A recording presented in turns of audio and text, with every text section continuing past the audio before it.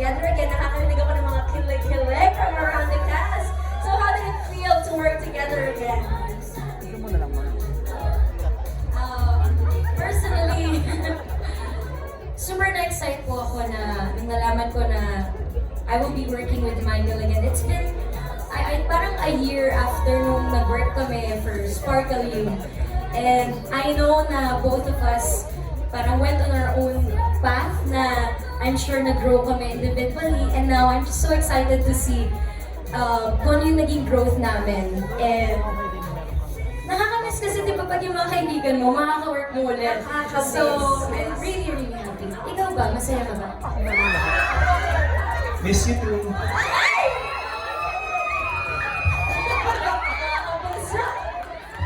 It's been a while, you know. I mean, it was, I think almost 2 years na tayo nagka-work talaga. And I mean, we had a good run sa Sparkle You, and I appreciate the network for entrusting us with a very special show. I mean, Born to Shine, as you guys can see from sa AVP, it's a very, very well-produced show about a story about dreaming. And the story revolves around the perspective of Zeph's character, si Jenny, and dito makikita nyo yung story na pangarap niya. And natutuwa ako because this is a reunion project for us. And I can really see that from Zeph. I mean, she was one of the first people I met here sa Philippines, and unang na-notice ko sa kanya, hinahabol niya ang pangarap niya. So this show, feeling ko it's meant for you kasi you're born to shine, Zeph. And I'm just happy to be here to support her on a special project. And you guys can see, she really gave it her all. So please, supportahan niyo ang reunion project namin. Grabe, Michael, that was such a heartfelt answer, and as they say, absence makes a heart grow fonder. So our next question is for Bina, Madeline, Tina, Smokey, Roselle, and Tessie. Yes po. Ang question po is, you inspired so many people to dream way bigger when you were just starting in the industry. So what was your biggest no way this could happen dream na parang hindi totoo, hindi kaya? Ano po yung dream na yan para sa inyo?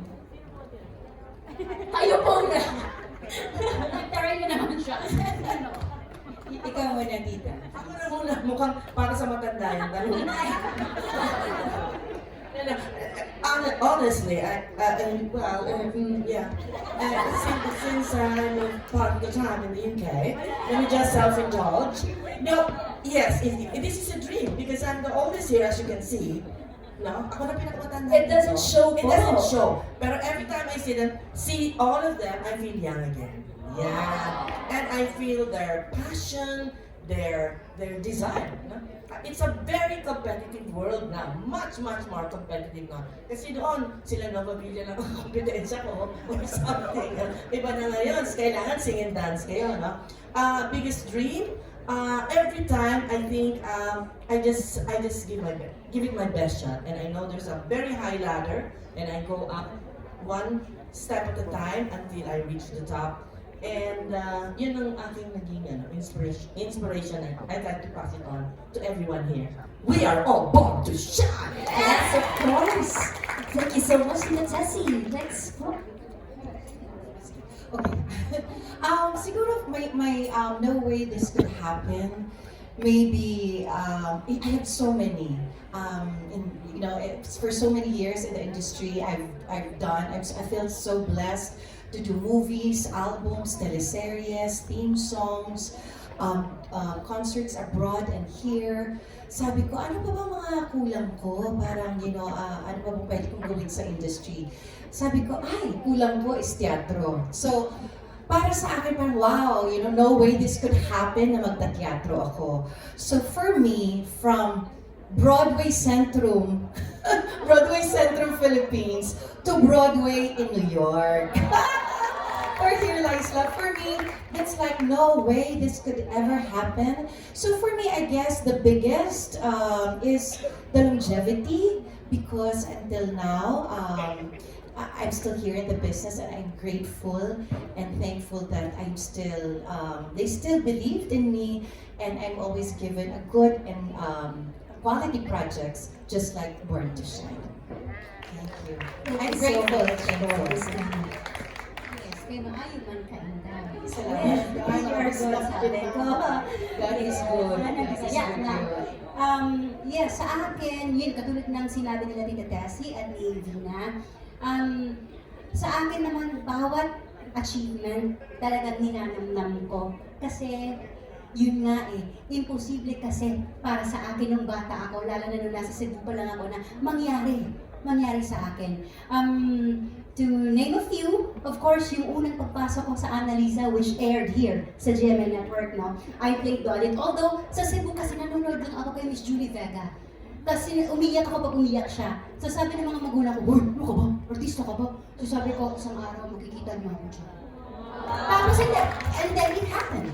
So talaga, no way, nangyari siya talaga. And then siguro yung isa is yung very first major concert ko sa Araneta Coliseum.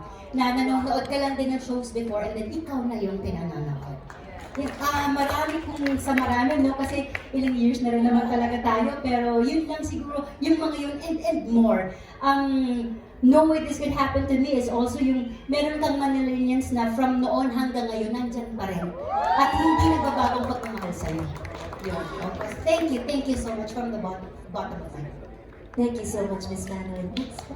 So ako naman, I started singing at the age of mga 7, 8 years old. And yung dream ko na yun, never ko na-imagine na magkakatotoo, no? So, it was such a surreal moment when I first heard my song being played on the radio. Parang, alam mo, parang ako ba talaga yun? Is that really me? So, I've been really blessed, no, in my career na nagkaroon ako ng mga magagandang awitin na until now, kinakanta pa rin. So, it's such a big dream for me na kahit matagal na siya na-release, no, way back 1990s. But my song, parte pa rin siya ng buhay ng bawat Pilipino.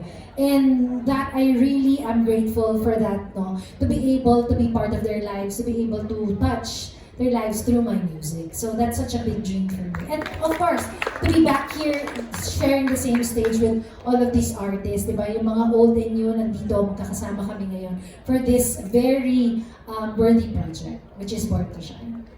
Thank you so much, Miss Rosel. Miss Tina. Ikaw muna. Ako din kasi, I started in showbiz when I was 9 years old. And my first single was Yung Sana, na produce, na kinumpose ni Florante. And then after ilang years, nakagawa ako ng movies. And then I made this big hit na song na Tamis ng Unang Halik. And from there, ako po'y natutuwa dahil marami pa rin ang nakakaalala sa dalawang kantang nagpasikat sa akin. And thank you so much sa GMA dahil nagsimula ako dito sa Dance Entertainment. Hanggang ngayon, nandito pa rin ako. Maraming salamat. Thank you so much, Miss Tina. And of course, Sir Smokey. Sir, do not call me sir, I'm not a teacher. Copy mo! Dream, no way this could happen to me. Gaya ng sinasabi nila, and I believe lahat ng artista, yun ang dream nila, is yung tumagal sa industriya. No way this could happen to me. I started when I was, ilan taon ka? 9? Ako 7, ako 10 years old. Hanggang ngayon natutuwa ako kasi nabibigyan pa rin ako ng opportunity na mabigyan ng mga magagandang projects, especially Born to Shine at sa mga boss ng GMA. And ang nakakatuwa nito is, dati pa comedy lang ako, pero ngayon pa comedy pa rin. pero hindi mo ganyan. Small things lang. Small things lang yan. At saka, yun, I mean, nakakatuwa na ang daming generations ng mga artista ang nakakasama ko. At hanggang ngayon, ito naman yung mga bagong artista na sigurado akong sisikat. At sigurado akong malayo ang mararating nila. Thank you very much po.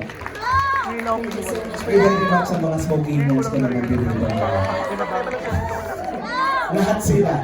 Lahat ng mga nakaupo dito sa front row. Mga smoking notes. Thank you so much. Okay, we have another question for our veterans. Yes? How does it feel to bring that sense of nostalgia to a new generation through Born to Shine? Miss Tessie, please. Hindi ko siya naiintindihan yung question. Pakitagalog. Ano po yung pakiramdam na nakakapagdala po kayo ng feeling of nostalgia sa aming bagong henerasyon po? Hindi maganda kasi makakanda mo na doon. Yun, nostalgia. Alam mo, actually, handa naman ako kahit malalaki yung panta ko. Pwede na ako mag-costume ng ganyan. Tama po. Regret ko dito, iniintay ko, akala ko may production number ako. Opo. At voice lessons ako over the weekend. Kasi nakakakanta din ako. Born to... Hindi, itatabi ko muna kasi Yes po. I think magkakaroon tayo. Anticipation po. Nag-TikTok na kami ni Vina Morales. Yes, Ano? okay. Oo, Noted. isa pa lang. Really, nostalgia, ewan ko kung ano, pero nagulat ako kasi itong nakita ko, parang makikita mo na rin sa Araneta Coliseum, parang yung show, and yet, concert na to, no? Parang nung panahon namin nung una, hindi naman ganito karamihan. At saka parang magastos ito. Kasi yung mga, yung mga brilyanting suot-suot, hindi ba? Mahal po lahat yan. So, really, I think, thank you, GMA, for, again, trusting me also, because I think this is just my second project in a long time for GMA. Talaga na-excite ako ng musical, kaya iniintay ko, GMA, utang na loob, parang habang nila pakantayin mo rin. Ikaw sa'yo din po. Yes. Game na game po ako. Alam ng manager ko si Ricky Gallardo, may boses ako. Thank you. So we'll be waiting for a musical performance from Tita Tessie Tomas. And next po, from our veterans, the feeling of nostalgia po sa ating mga bagong henerasyon. Sinasabi sa Mr. Ano ba? No, for me, I'm grateful na nakasama ako dito sa Born to Shine. Dahil ito ay very, very special to me. Dahil hindi lang reliving the memories, pero we're sharing nostalgic sa mga new generation. Yan, basta if ever you have dreams, go for it. Love your passion, love your work, and then susunod na yan siya. Susunod na yan swerte, sunod-sunod na yan. Basta mahalin nyo lang kasi you're born to shine. Si Madeline. Ayun, nakaka-happy na parang kami yung magiging rich nung mga nakatisnan na, yung mga noon, kumbaga, papunta sa mga bago. Nakakatuwa lang na makita na nandyan sila. So parang ibabalik namin yung mga alam namin na hindi nila na-experience. May experience nila this time, pero with a twist. So kumbaga, parang na siyang nostalgia. Wow! You learned a new word today! Nostalgia!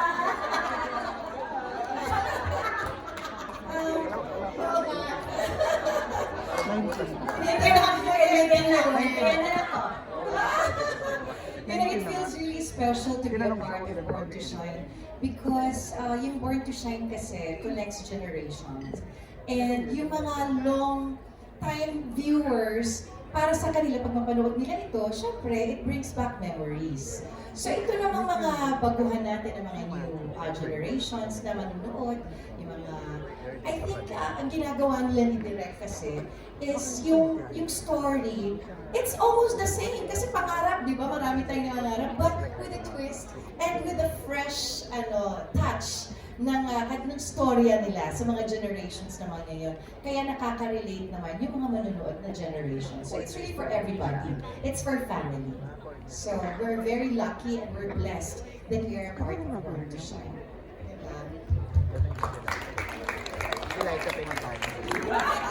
Direct kayo ng pangalan dyan. Thank you so much po to our veterans. And next, we have this question for Olive, Naya, Gea, and Mitzi.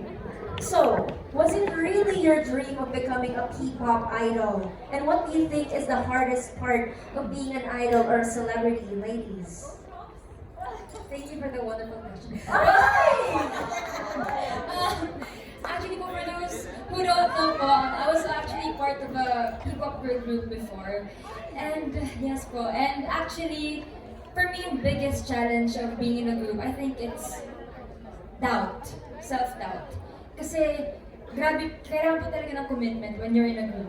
Kasi it takes so much of your time, like, you rehearse every day, may mga workshops and all that. Talagang, ang dami mong hindi nagagawa na. And marami pa akong kilala na napapagod na agad, including myself. I almost, nag-quit ako actually before sa group ko because I was like, it's tiring. parang the pressure it's getting to me, parang gusto ko na lang simpleng buhay, I was like, na-burnout po. But actually, I prayed kasi alam ko po na nag-enjoy talaga ako mag-perform. And I prayed, I was asking a sign from God if like, para sa akin ba talaga to, ganyan. And then, eventually, tinawagan ako ulit because like parang gusto ba nila bumalik para mag-perform ulit. And I was like, okay, go. And I'm so thankful na I did kasi if not, wala ako dito ngayon. Yeah, and yes, and I'm not gonna be able to work with these talented people. And talagang grateful po ako na dito po ako sa Born to Shine because they inspire me so much po talaga. And they push me to really reach my dreams. And sobrang dami ko po natutunan sa inyo po lahat. Kay Zephanie, lalo po. Siya po ang kukuha ng lakas. Ayun po, very thankful po ako. Sa show na to po, naisip ko talaga na each and everyone is born to shine. Yeah. Ako naman po, I feel like, okay, so I started this career when I was younger. I started as a soloist. And being in a P-pop group right now, it's really surreal and it's different. Kasi iba talaga yung galawan when you're in a group compared to when you're solo. So, thank you so much sa Born to Shine, the entire team, for trusting me with this role and allowing me to experience what it's like to have this deep sisterhood with these girls and also learn from everyone here. And siguro yung one of the challenges that I faced in my experience is to wait talaga. Because I started 3 years ago here din po sa Sparkle. I was launched as part of Sparkle Teens. I was 13 years old. I was the youngest there in the group. And for a time, I felt like I was really left out. But during that time, I used it to improve myself. I learned new skills. And eventually, when the time came that this show, I auditioned for this, I knew to myself that I was ready. So, yeah, that's Ako naman po, it has always been my dream to become a P-pop idol, talaga. Kaso, parang sa tagal-tagal ng panahon, marami ng beses na dapat na nasa P-pop group po ako, pero hindi lagi natutuloy. And naisip ko na noon na, basta tumatanda na ako, so baka hindi na ako hindi na ako mag-invent siya na magsalita. Hindi, di ba, yung mga P-pop group ngayon is yung mas younger, mas okay. So, ako po magto-23 na ako. And 23 na pala ako. Pero nakakatawa lang po isipin na naging bunso pa ako dito sa role ko sa Born to Shine. And siguro, isa sa mga, parang nabanggit na po nila yung mga challenges. Siguro, isa na sa mga challenges is yung teamwork and yung chemistry within the group. Kasi syempre, hindi lang kayo gumagalaw as solo, as a group. And sobrang blessed and thankful ko na nakasama ko sila kasi with them, sobrang dali lang lahat ng choreo, lahat ng pagod. Parang hindi ko rin naman nararanasan kapag kasama ko sila. Kapag kasama ko po sila, and sobrang nag-enjoy lang po ako. Of course, sa mga nakasama po namin na veteran actors talaga na dati pinapanood lang namin ni Mama sa TV. Yun. sobrang kilig po ako every time na makikita ko po sila on set and sobrang dami ko rin po natutunan sa kanila. So, I'm very grateful and blessed to be part of this show. Naka-pressure, pero fantasy ko din po na mapabilang sa isang fantasy ko po mapabilang sa isang P-pop group. Actually, nag-attempt po ako mag-audition sa local company or also in a global company. For fun lang po. Kasi parang syempre, K-pop is a big thing for me din po. So, ngayon na napabilang po ako sa P-pop ngayon, pero teleserye, sobrang happy po ako kasi talagang triple siya eh. Dancing, singing, acting, and I'm really grateful to be able to showcase what I have, and I'm excited to learn more from the people na makakasama ko namin. And I think sa mga challenges din na na-encounter ko is very practical, which is blockings. Sobrang importante po doon pagdating sa P-pop kasi kailangan lahat kayo kita. Also the levels ng mga hands nyo. And good thing na lang meron po kaming coach. Yes, sis! Salamat, sis! We love you so much! Ayun po, maraming salamat. so much, ladies. And next, for Chloe, Angelica, Aaliyah, and Biggs. How does Born to Shine remind you of the importance of chasing dreams, no matter how big or how small?